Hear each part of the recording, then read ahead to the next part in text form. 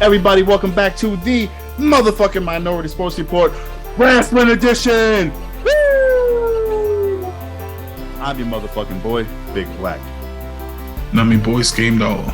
Game Dollar. Word, bro. Welcome, everybody. Welcome back. We had a banging ass sports weekend for different reasons. We had UFC, which we're not going to talk about here, but that shit was fucking tight. All right. We just got to acknowledge John Jones. This is the 10 seconds that it took him to get that fucking belt. Solidify his GOAT status. Yeah. Oh, man. That was poor Cyril.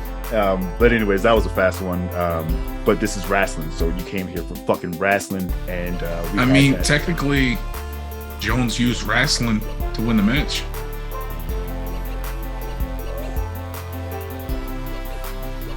You fucking told me.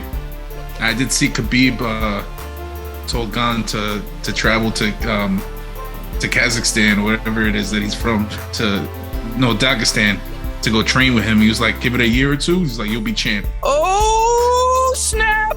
There we go. That's fucking great. But yeah.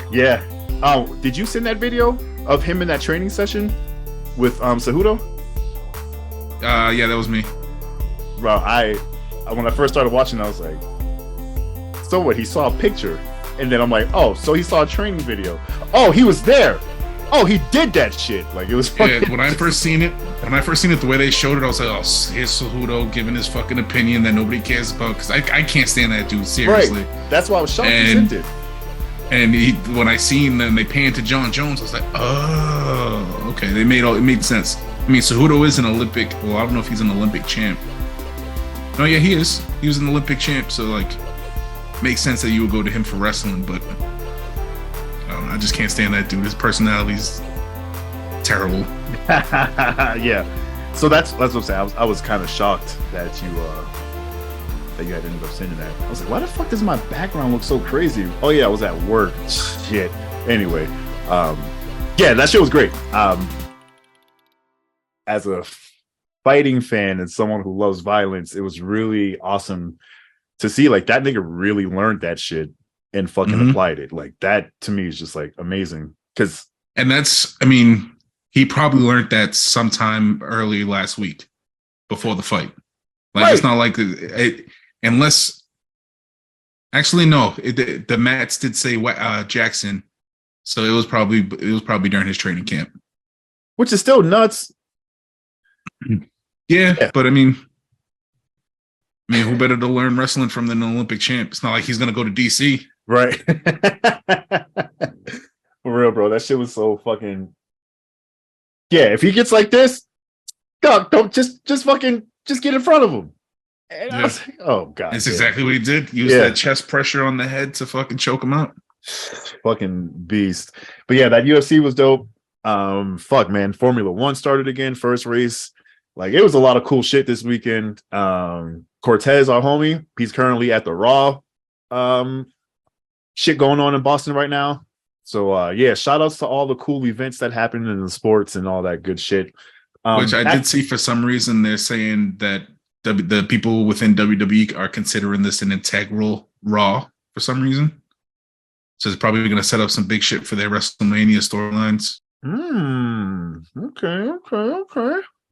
Fuck, what's I about to say? Oh, before we jump into Revolution, I did watch some Women of Wrestling, some WoW this past weekend. I still haven't watched any of that shit. They actually had which I think is fucking genius. They had a show at LA Comic-Con, which is nice. Like, that's crazy exposure. They had their own little section. There was probably about a couple hundred people there. But they also had their booth that just wrapped around the whole ring, so like you couldn't see the match for free. But I thought that was pretty genius. Like, yeah, you want to grow your brand, go with the nerds, man, because the nerds will support you. For real, for real. Most of them are probably wrestling fans anyway. Exactly. Here's the shitty part about it. There were so many sound effects pumped in. Like, there was one point the ref was hitting the mat and there was no sound effects. Then the next time he counted, there were sound effects. And then there was a 3 count, but the ref only did 2. The audience noise was pumped in. Yeah, there's a lot of it that I didn't really enjoy. That part sucked. And then I watched another episode, and it's a little WWE. This one woman wrestler, Candy Crush, she's actually a pretty dope wrestler. She had to go through a haunted house, the 17th floor. Are you familiar with that haunted house? Anyways, it's like this giant fucking haunted house. She had to go through this haunted house to get her boxing gloves that her grandmother gave her so she can get a match at fucking LA Comic-Con. And it was kind of cheesy. So yeah, that's just my 2 cents. I like the women, I like the wrestling, but the production is kind of cheesy. It's a little too WWF for me, if that makes any sense. But hey, it's still chicks wrestling and it's growing week by week, so that's just cool. Just wanted to say that. All right. Revolution. All right. Nothing. Well, No, sir. I didn't see much of 0 Hour. I don't know how many matches there were. The only one I caught the probably half to the end of the Lucha Brothers and Mark Briscoe versus Ari Daivari and his little squad. Mm-hmm.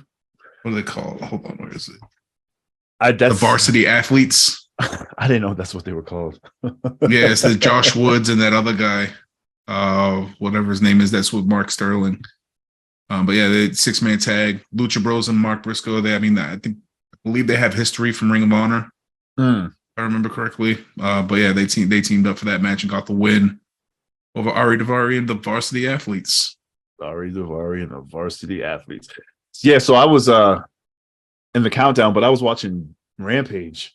And Cortez was like, "Yo, there's a match on right now," and I was like, "Nigga, I told you I was watching Rampage." He's like, he was kind of mad. He's like, "Why don't you tell me there's a match on?" I was like, "I'm fucking watching Rampage." So, anyways, I jumped into. Yeah, they usually always do 1 or 2 matches before the pay-per-view starts. So yeah, I think I jumped in about halfway during that match as well, and then it was just a great ride after that. Mm-hmm. Yeah, because we went to the last burial match after that. Yeah, which I thought they were going to put later. Oh, no, that wasn't that. Though Jericho and Ricky Starks opened up the pay-per-view. What am I saying? Did they? Oh, yeah, they did. Yeah. That's right. Yeah, the burial match was after that. But yes, Jericho took on Ricky Starks with the JAS being banned from ringside. And solid match. Obviously, the JAS, the heels, they were going to do some interference. But as Sammy was the only one that tried. And as he made his way to the ring, Action Andretti came out of nowhere and fucking took him out. Yeah, she was and great. Then they fought towards the back.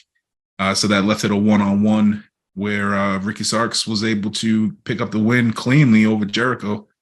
Was some shenanigans with Jericho and his bat Floyd.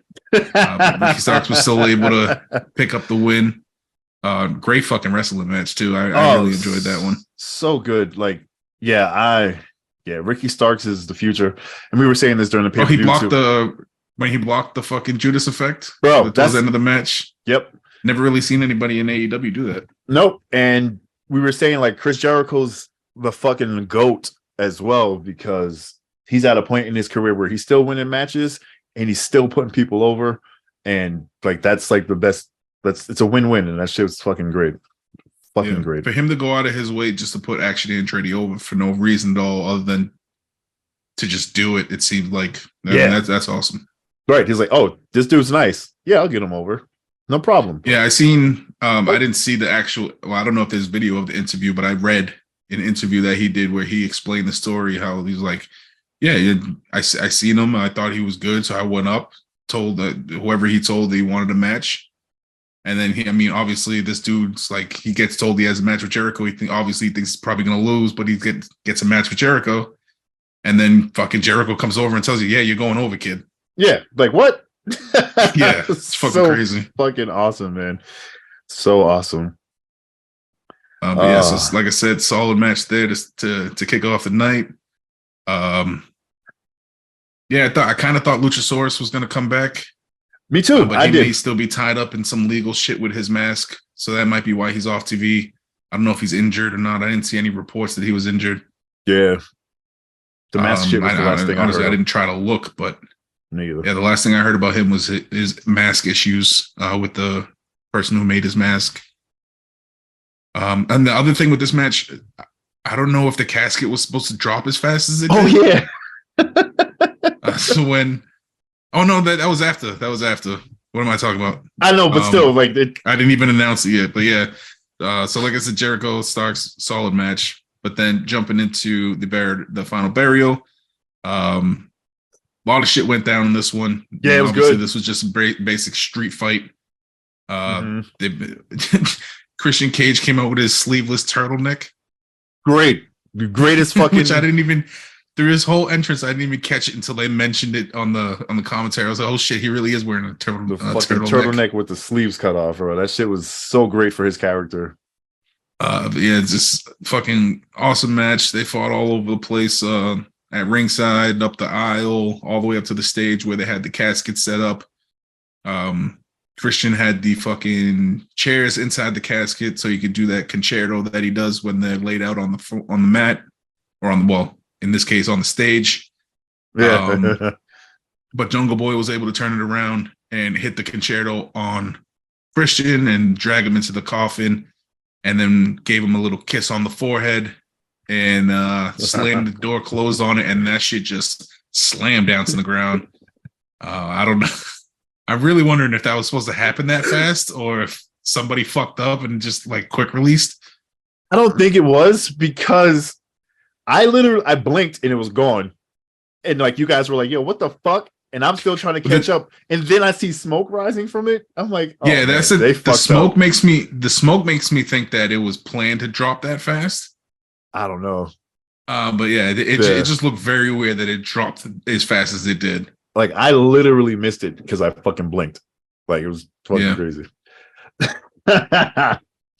But yeah, that shit was great. Yeah, like I said, I really thought Luchasaurus was going to come out at some point to either turn on Christian and join back up with Jungle Boy, or keep the shit going and beat up Jungle Boy. But none of that happened. So maybe this is finally over.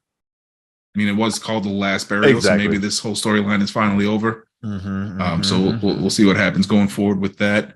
Especially if Luchasaurus comes back. Like, where does he go from there? Right. If that storyline is over. So it's like kind of leaves them out in limbo, but we'll see.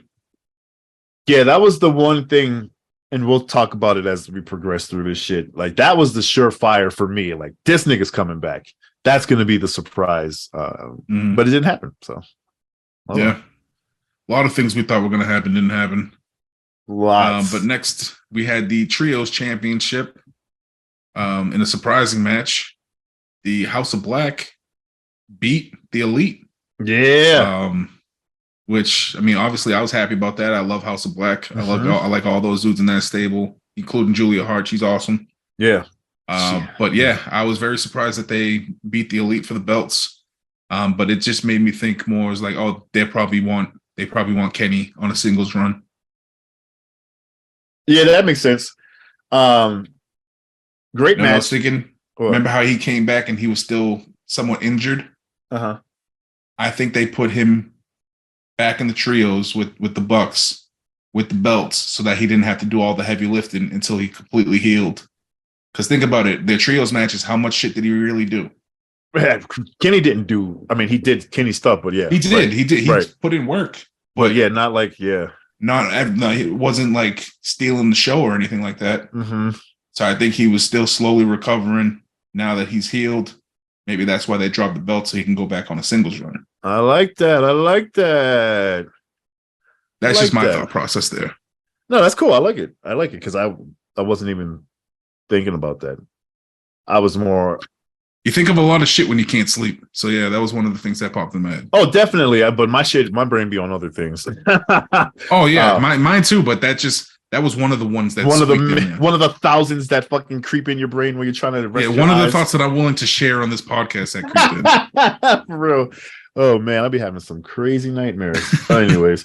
Anyway, before we move on, I did want to call out House of Black's intro was fucking dope as fuck when they came out. Yeah, it gave me real like metal band vibes, which makes sense with Brody King and Malachi Black too, because he's a black metal fan. based off his intro music and shit like that. But yeah, with the fucking big ass flag curtain that they had with their logo, and then it dropping when they came out. It's very metal. Because I've seen, but I did like it. Yeah, and that's what it reminded me of. One of the Slipknot concerts that we went to. Yes, and that's exactly what I thought of when I first seen it. And then I can't. Did Gojira have something like that too during the Knot Fest? Because I remember when we saw Slipknot in Lowell, they had the red Slipknot shit, and that shit just dropped. And then I don't think it was Gojira. I think it was Behemoth. It was okay. It was Behemoth. All right, I think it was Behemoth. Yeah, they had their triangle with the fucking flame thing in the middle. Yeah, that's what it was, bro. But yeah, as soon as that shit popped up, and I was like, yo, if they do this, and they did it, and it was just like fucking metal. I don't dress like it, and I definitely don't talk like it, but this nigga be fucking with some heavy metal. Started dabbling into the death side. The originators of black metal, mayhem.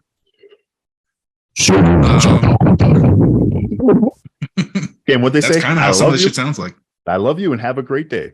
Like, oh, this is not so bad after all. But yeah, so this awesome match. Very happy that the House of Black won the belts. I liked everything about this.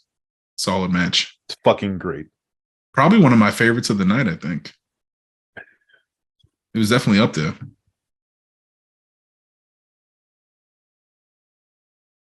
Yeah, I'm just going through all the matches in my head.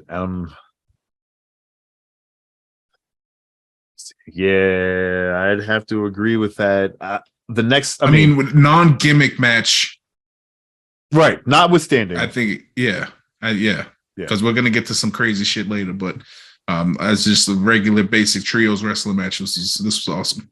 Yeah, and it's the next one that we're gonna talk about. That's kind of where I was like, not with the stipulations. I was like, either this trios match or the next one we're going to talk about was like my favorite out of them. One thing that just popped in my head. One thing that popped up in this match that I really liked was one of the Bucks tagged in. Yeah, and he said he wanted Brody King, and then Brody King came in and he tried to tag out, and his partner was like, "Nope, I ain't fucking going in there." Hell yeah, no, that shit was fucking hilarious, bro. That shit was great. When Brody King, the other spot, when he fucking crossbody dove onto Kenny Omega when he was sitting in the chair in the corner. Oh man, that shit was crazy. Yeah, that's a big boy to be diving all out of the ring and shit like that. Yeah. He's gonna kill somebody one day. But yeah, it was a great match. Definitely top two. I'll know for sure by the end of this podcast as we keep talking about stuff. Yeah, it was a good one. I mainly because my boys won the belt, I was happy. Especially because it's something I wasn't expecting to happen. I really did not think they were going to drop the belts. None of us did. Anyway, watching. So next we had the women's championship on the line in a 3-way triple threat, whatever you want to call it now. It was Jamie Hayter defending her belt against Saraya and Ruby Soho, and a solid match all around. Obviously, in the 3-way, they just beating the shit out of each other. No tags, nothing like that needed. They just all out fight. Obviously, Saraya had Toni Storm in her corner. Jamie Hayter had just Britt Baker because all the reports coming out of that Rebel's no longer going to be on TV since Jamie Hayter and Britt Baker are now baby faces. Excuse me, yeah. So the reports are coming out that they don't have anything for Rebel now that they're baby faces. So they took her off TV, which sad for you. I know you were a big fan. The biggest. And then Ruby Soho, obviously, she's still trying to be recruited by both sides. So she came out solo and solid match. Kind of surprised that Jamie Hayter won the belt the way she did. I thought they were going to do some shenanigans and give the belt to Saraya, but Jamie Hayter retained, which is great. And after the match, Ruby Soho kind of did what I thought she was going to do. Yeah, went heel. Well, it looked like she was she was teaming with Britt Baker and Jamie Hayter, and then right as they were celebrating, she hit her with a clothesline or something? She hit Jamie Hayter with a clothesline. Yeah, it's like a short arm close, maybe an elbow. But yeah, elbow, some shit like that. And she was raising her arm, and then then they attacked Jamie Hayter and Britt Baker, and then spray painted the green L for loser on their backs. stomachs or whatever they were when they were laid out. So yeah, she went full heel, which kind of made sense because looking back, Saraya and Tony Storm came out in black and green, and all of Ruby Soho's gear was black and red except for her hair. Her hair was green, which it kind of usually is, from what I remember. But it just, I don't know, kind of dropped a little hint that she was going to turn to the dark side and join the Outsiders or whatever they're calling themselves. Fucking spoiler alert. If you want to know who's going to win the match, just look at their clothing, especially championship Not matches. always. Not always, but I'd say Not like always. 90% of the time. But it's a conspiracy theory that I've been paying attention. We've been seeing. Yeah. So if they have yellow or some type of hue of gold or yellow in their gear, they're probably going to win during a pay-per-view. That's something that we've noticed over the last few years, but something I think that we're bringing up officially for the first time.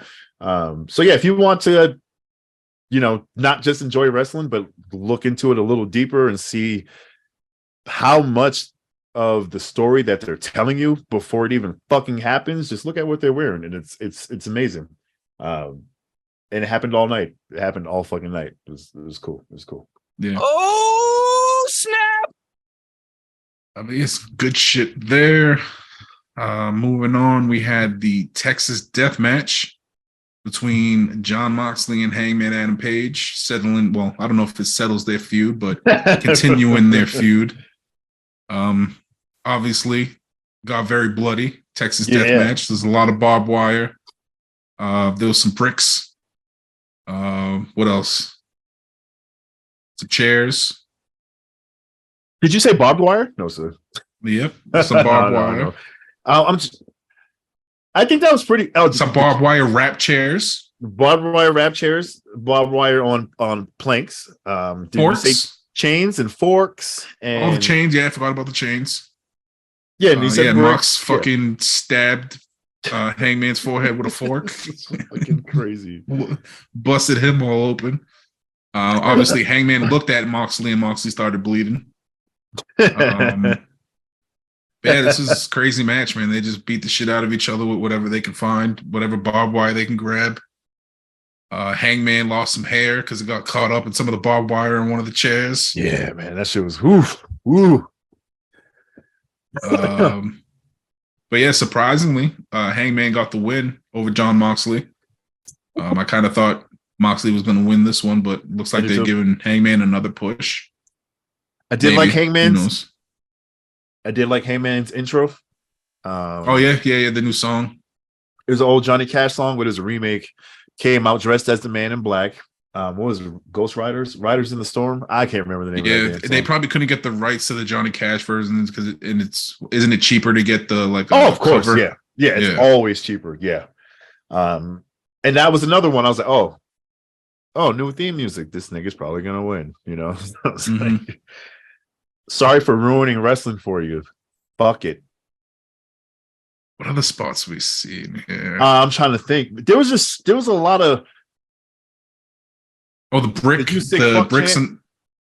Oh yeah, this you sick fuck when Moxley stabbed Hangman in the forehead with the fork. Yeah, the brick shit that you're talking about. Yeah, Moxley stomped on Hangman's hand in between the bricks. Yeah, that was Moxley that did that, right? Yeah, he did it to Adam. Excuse me. Moxley got power bombed on the chair?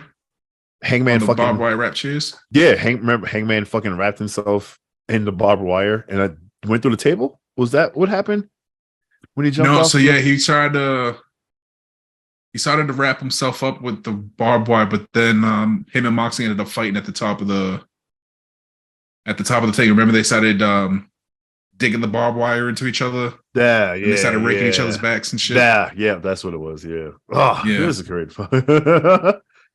And then at the end, the way Hangman got the win, he fucking basically threw Moxley over the ropes and hung him with the fucking steel chain that they had brought into the ring. And Moxley, I thought he was gonna go out and like be choked out, and that's how he was going to lose. Kind of like save him a bit, but he tapped, Yeah. which was surprising. Yeah. So who knows? You know what I'm kind of thinking? I wonder if he's joining. Yeah, he's joining. That's my thinking. Yeah, Mox is like, you earned our respect. Bring him into the combat club. Getting in, again, going back with the outfit. He's wearing all black. Hangman never wears all black. I have black jeans. But that also kind of fits with the Johnny Cash, not Johnny Cash song. It does.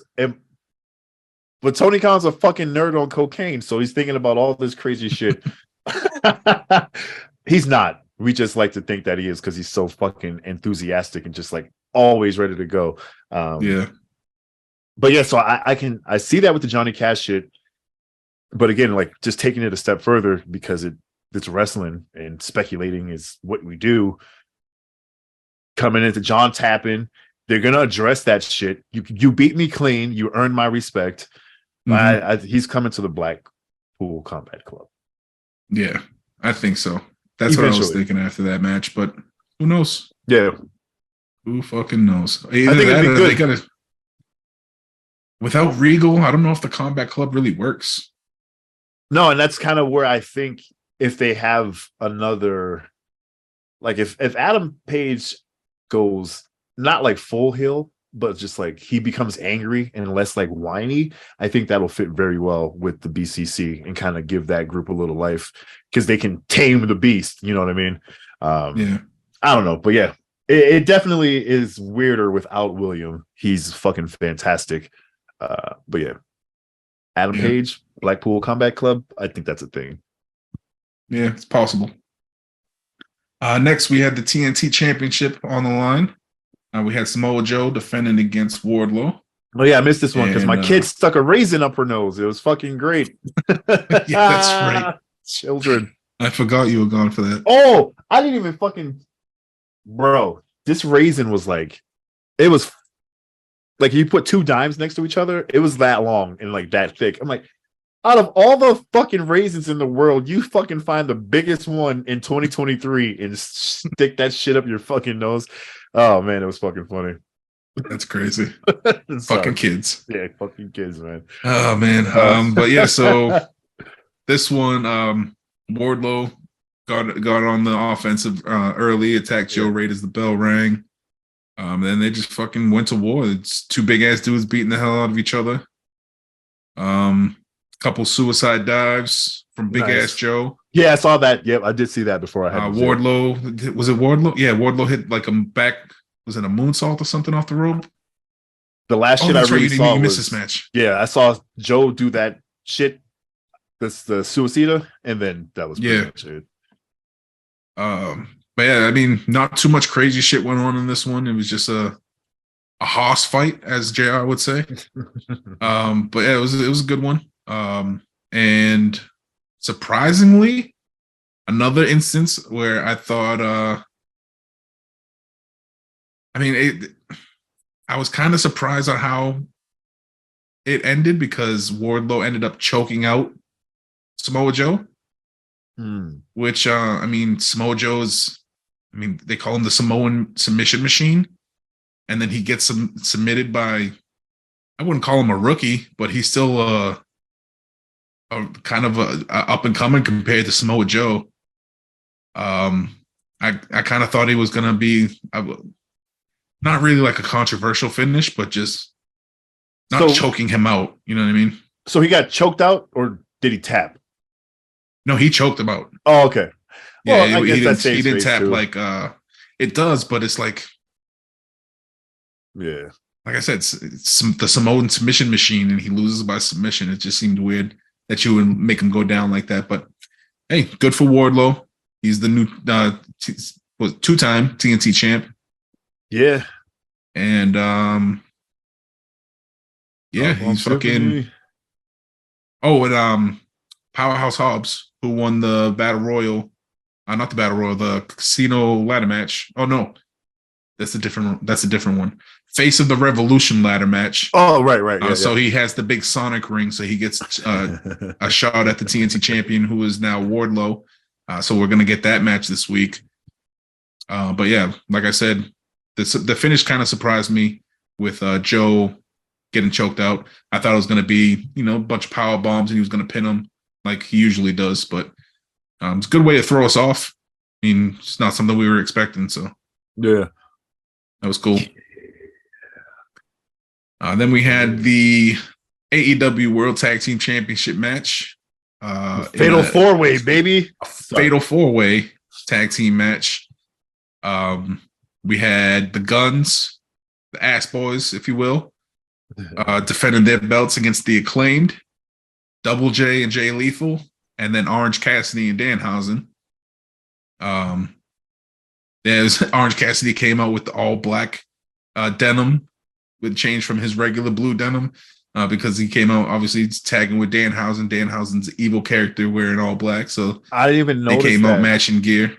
So I didn't see the intros, but during the match, yeah, shit, I didn't even fucking pick up on that. Yeah, he came out. He had the black jacket, black pants, all blacked out. Nice. Yeah, and good comedy all around. Obviously with them two in the match. Danhausen trying to curse Satnam Singh was funny. That shit was funny. Orange Cassidy going back and forth with Double J. That was great. When he did his slow-mo lazy Double J strut, that was fucking hilarious. Even before the match even started, the Acclaim's rap was dope. Yeah, I missed all that shit. Yeah, I recorded it, so I'm gonna probably watch it tonight or tomorrow. Oh, he had some good lines. Well, the one of the ones that like stuck in my mind was he said Double J forgot to see Alice, and then they threw a bunch of pills into the ring. Double J's like, fuck. That's fucking great. But yeah, so after a solid match, go ahead. I would say Billy Gunn hit an ugly famouser on Satnam Singh. That was Satnam's fault. It was. He's too big to learn how to fall correctly. But it was, yeah. I just wanted to bring that up. It was good. We got to see the famouser fucking 20 years later. It was fucking crazy. Yeah. He said it a few times, but yeah, it was definitely a sloppy one because Satnam's still learning. Yeah. And plus he's big as shit too. Big as shit, yeah. But yeah, so we thought I kind of thought the Guns were gonna lose it at the pay-per-view, but it kind of looked like Danhausen and Orange Cassidy were gonna get the win.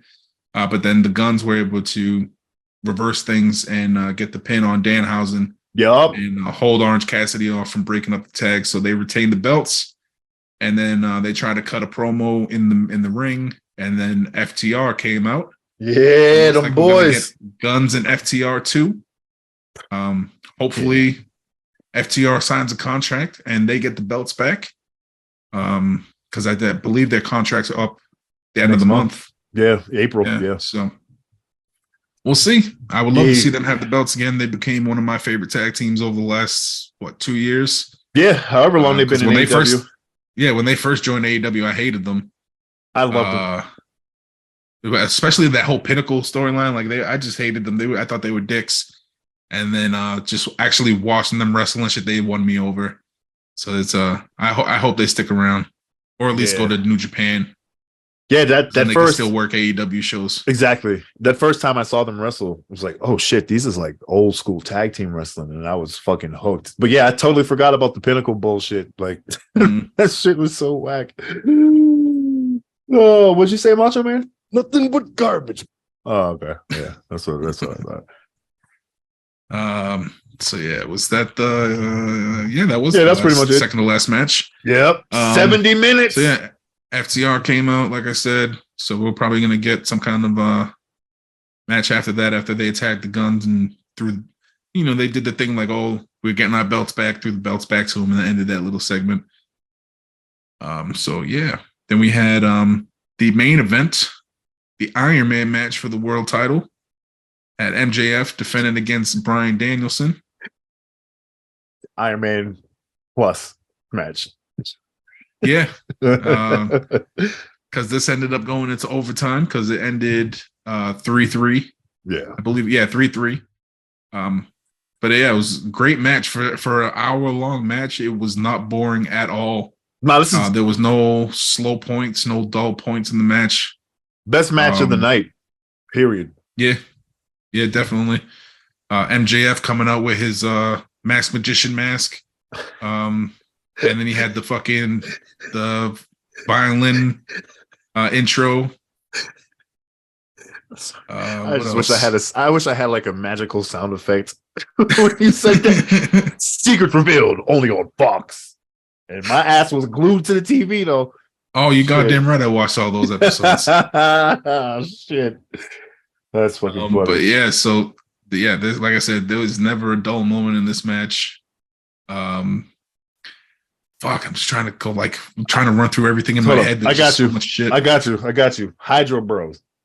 This nigga was on Oh, Reddit while we were watching this shit, and he's just reading the comments in the Reddit the fucking comment, yeah, thread. because Oh my throughout the god. match, for some reason, MJF continued to take water breaks. He would just roll out of the ring and find a bottle of water under the ring and start sipping on it. And the Reddit chat, I guess there's a subreddit called the Hydro Bros. No, not Hydro Bros. Hydro Homies. Hydro Homies, that's what it was. Yeah. It's the was it r/Hydro Homies. So the entire time, Taz is talking shit about MJF rolling out of the ring and continuing to take water breaks, and everybody in the chat's like, Taz is not a Hydro Homie. Taz's Hydro Homie membership is revoked. Like it was just, it was fucking great. Hydrophobic. So funny. It was great. Yeah. It was so fucking funny. So funny. And then at some point, MJF threw water in some little kid's face. Yes, yeah, that was the best. The real heel. Nobody's doing that shit in wrestling. Nobody fucks with kids. They might like, roar. This nigga walked up to the kid's mom, took her drink, and fucking smashed it on the kid, turned his back, and walked away. That shit was fucking great. So it's like part of me thinks it was like a plant. Part of me thinks it was real. Because like part of me that thinks it was a plant is because like who is just standing there? Who just happens to be standing there with a half cup of water at an event like that? Somebody with a half cup of water. So but like who has it in a beer cup like that? Usually you get water at an event, it's in a bottle. Here's the thing. I don't think it was water. I think it was a mixed drink, but they're saying it's water because they don't want to say that they threw liquor on a child. That's what I think. Could be. But it was very real. The part that makes me think it's real is they ended up bringing the kid and his mom backstage, and he met Powerhouse Hobbs and some other wrestlers.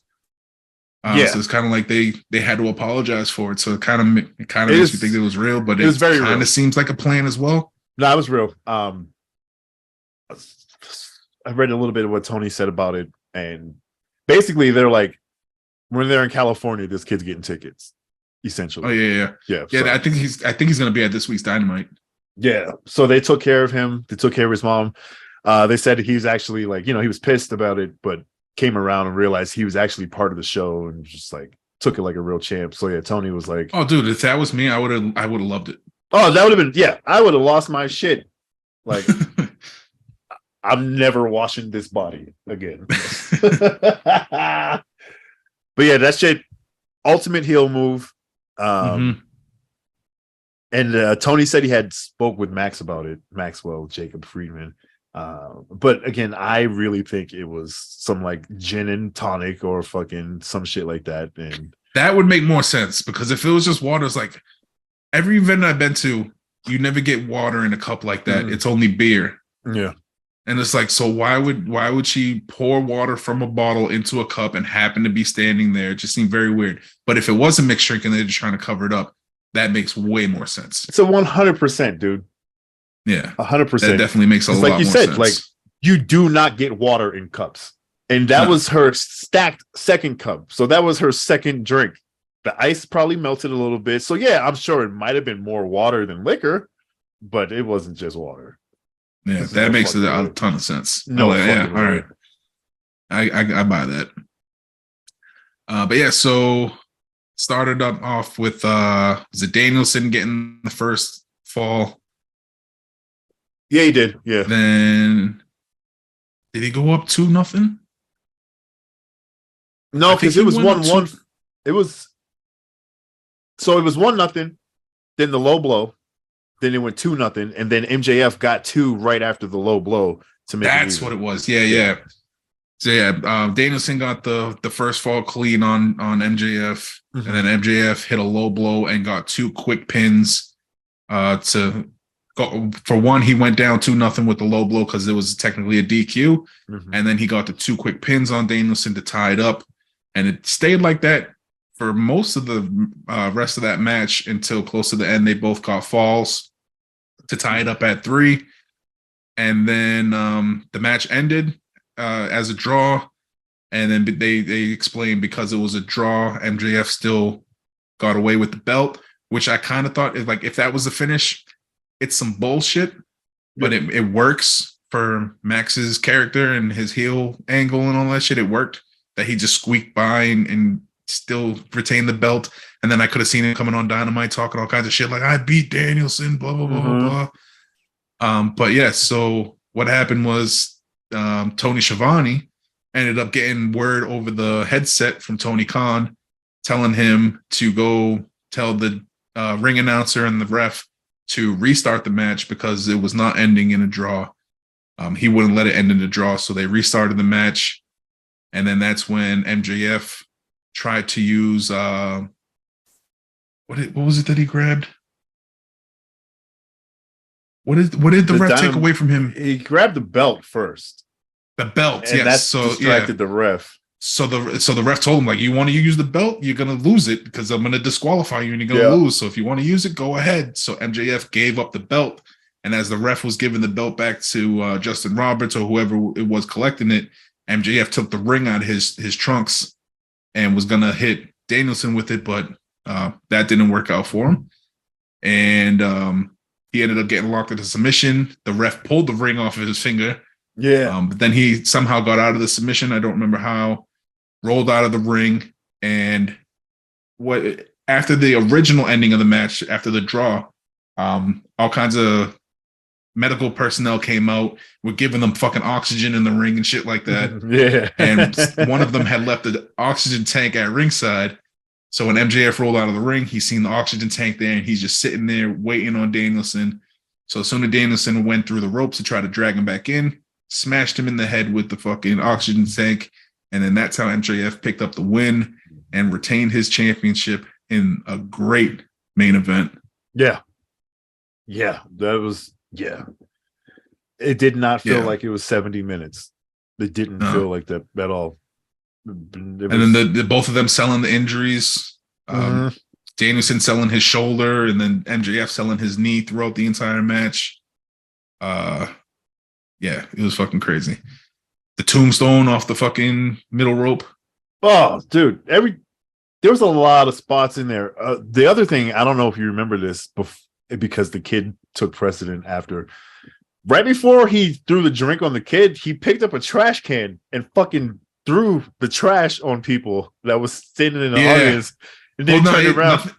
Not a lot came out. Like, when he did it, like maybe one or two things popped up, but yeah, I did notice that too. I was like, this nigga, man, that shit's crazy. And then he threw that shit on the kid. Fucking greatest wrestler. He's a total one package. thing that I missed that you pointed out, and I asked what happened when MJF told everybody in the crowd to move because he was Danielson, and then instead he threw him into the ring and then gave the finger to everybody in the crowd. That shit was great. The ultimate heel. Like this man, like you said, I was fucking roll around with Reddit, so I kept looking up and down.